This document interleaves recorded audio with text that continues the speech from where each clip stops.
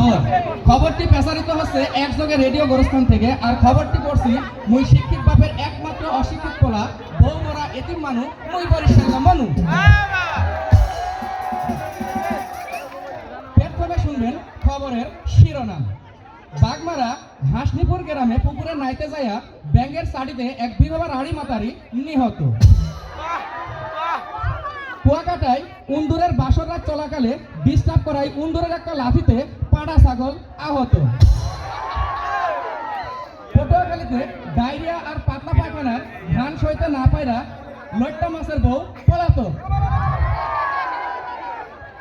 ঝালকাঠিতে কুদ্দুসের খামারের পাতি হাঁসকে আইলাভি বলায় একটা নেড়ি কুত্তার বিরুদ্ধে ইফটিজিং মামলা। আমতলীতে 12 বছরের টিকটিকে ধর্ষণের দায়ে একটা পাড়া ছাগলের যাবজ্জীবন জেল।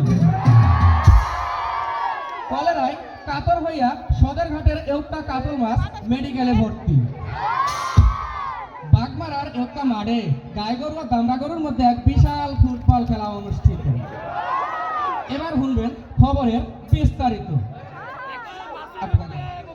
বাগমারার হাসনিপুর গ্রামে পুকুরে নাইতে যায়া ব্যাঙের চাটিতে সকিনা বেগম নামের একজন রাড়ি মাতারি নিহত হয়েছে। মরার কালে তার বয়স হয়েছিল 61 বছর 3 মাস 92 মিনিট 75 সেকেন্ড।